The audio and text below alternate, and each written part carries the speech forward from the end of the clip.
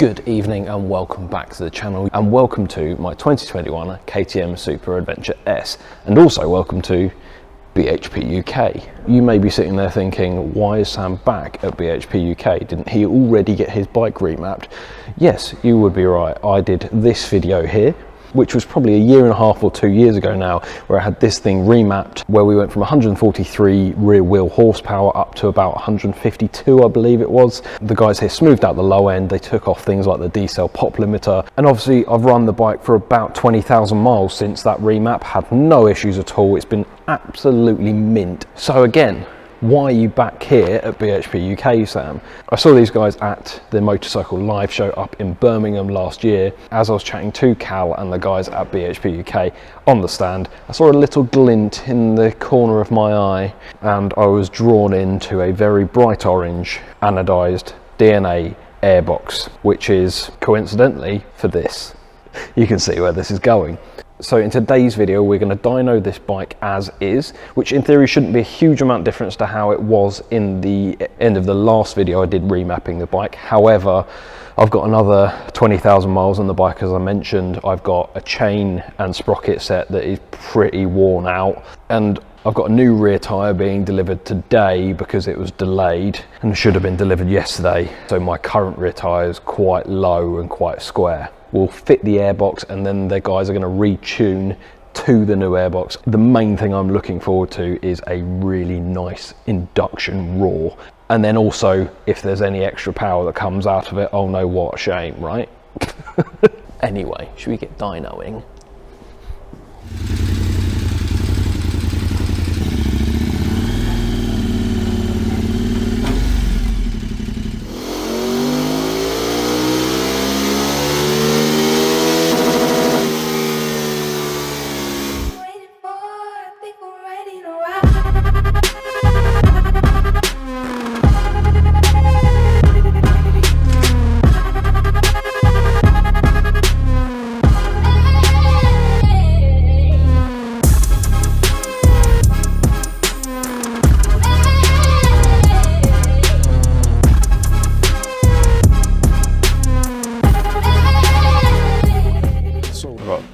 With me, who's cameraman himself, so he's got all the lights and makes me look really. Can you make me look a little bit more tanned?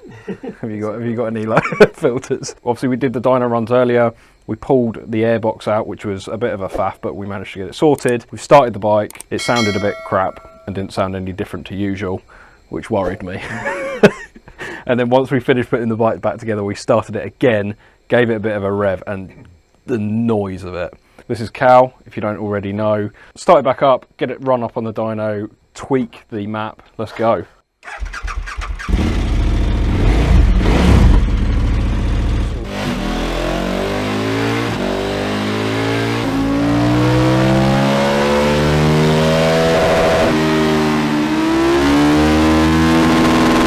So the way that it works obviously is that you've got the power you make at the crank, yep, and you will lose power because of your transmission. What you lose past the clutch, through the gearbox, yep, through the drag of the gears, the turning the fluid, turning the oil, and then the friction at the back wheel. On the track car, on the Golf, when we put the cut slicks on it, it loses another 0.75%. Oh really? Power through the transmission. So next time I come to you, come with knobblies. Is that what you're saying? Yeah. Yeah, might have shake down a bit, so that's the only problem. Yeah. There's not as many like bike dyno companies that I've come across. Most people are plugging a map. Yeah. Actually dynoing and making a custom map doesn't seem very common. There's not many people really developing maps in the world, really, yeah, bikes. It's more on cars. Yeah, I was going to say cars is quite easy. Bikes seem to be few and far between, or it's just Phil in his shed with a dyno that he's bought off of eBay for 300 quid. Well, there are other good map writers out there. But it's your politically correct way of saying we're better. Well, we'd like to think so. Otherwise there wouldn't be much point being here, would there? No, I mean, honestly, genuinely, that is, that's our ambition. We got into the bikes, it's a passion thing. Yeah. Costs come from the car side of things. Yeah. You wouldn't be able to run a unit like this with 6 or 7 guys upstairs if you just doing bikes. Yeah. The economies of scale just aren't there. Yeah. We love doing bikes. We can get 2 bikes a day, and if we're pushing, well, let's see what it's doing. So from the beginning of the day, with the stock airbox, is the blue one with 147 at the back wheel. We're now making 148.8, so 1.5 horsepower, 1.6 horsepower. Mid-range, just from adding the airbox, we've gained another 6.5 horsepower. Let's take the best run from the morning. Let's take the best no, take the worst run from the morning. To make me feel better.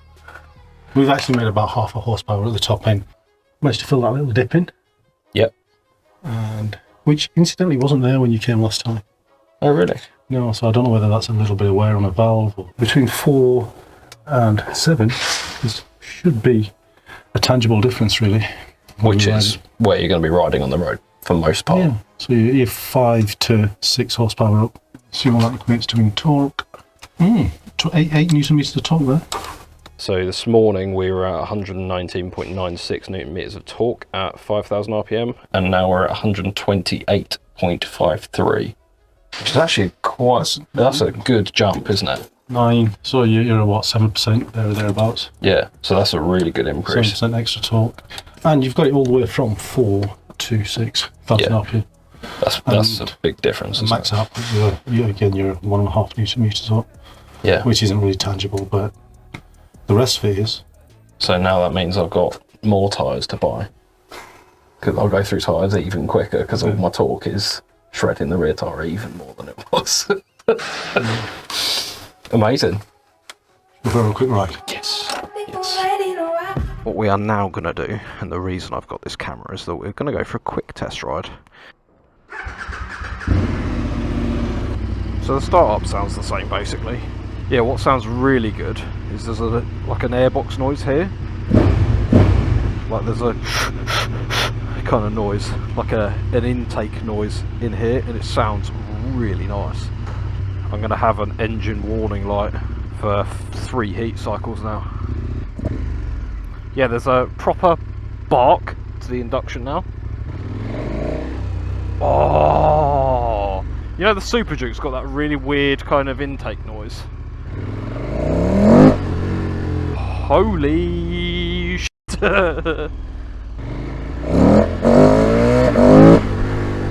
Oh my god! That feels way more peppy! Oh my god! Holy crap! I've just taken up there. It feels so much more torquey in the middle. Immediately. Right. Also, you've ridden the Super Duke, haven't you? Yes. You know the like barky intake noise? Yeah. That's what that sounds like now. Yeah. This is Cal, who heads up BHP on his brand spanking new 24 plate Multistrada V4 RS. Got that camera on for a specific reason.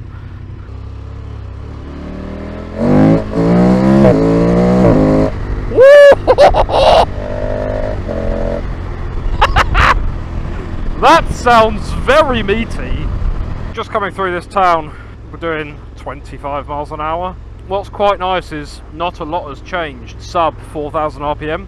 It seems really placid, really smooth as per usual, but as soon as I go above 4.5, 5, that noise kicks in. So there's a bit of horsepower in the mid-range and 9 or 10 newton meters of torque. Really noticeable from like 4 upwards. Now, if you want one of these, obviously you can speak to the guys at BHP UK.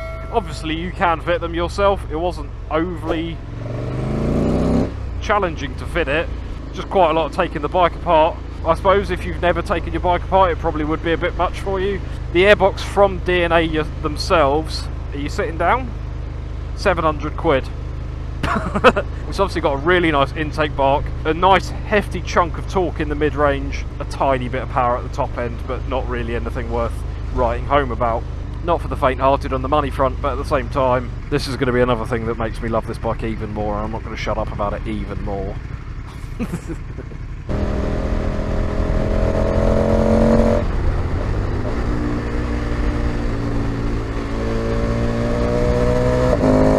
Oh, it does the it does the airbox pop that a Super Duke does. Yes.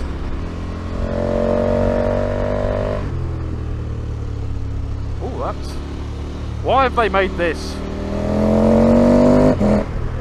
average speed check? Well, I know exactly why they made it an average speed check. because I would spank the living daylights out of my bike on this road. Look at that view, mate. What a stunning bit of scenery. I'm now getting pops from the exhaust and from the airbox.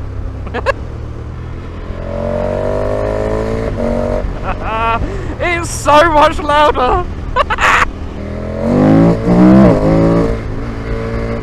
Oh my god! There's a second, like, there's a Super Duke noise, and then after that there's another, like, induction noise. I'll see if I can show you in a second. So there's the Super Duke noise. There. Like 6.5 is where the other noise comes in. That noise is worth the money as it is. This is basically coming up into the Lake District now, which does mean I've got like a 5-hour ride home, but you know, I'm pretty sure I'll be okay. Because I can do that. What a piece of road!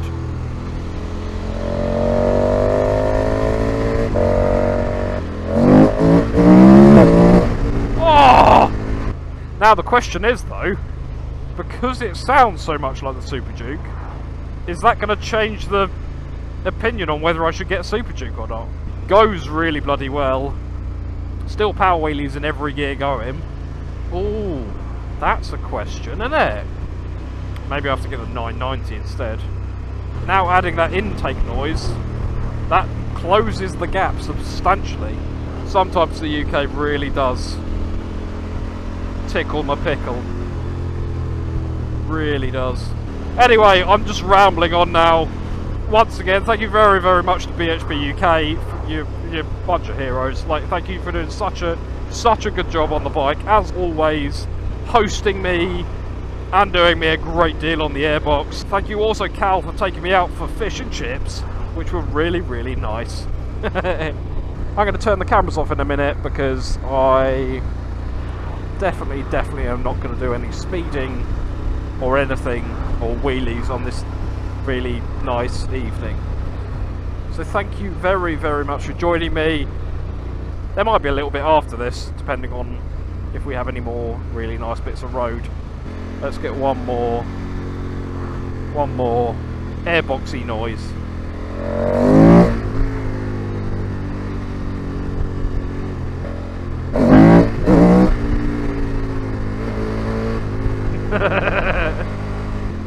It's just definitely got more torque. Oh my god.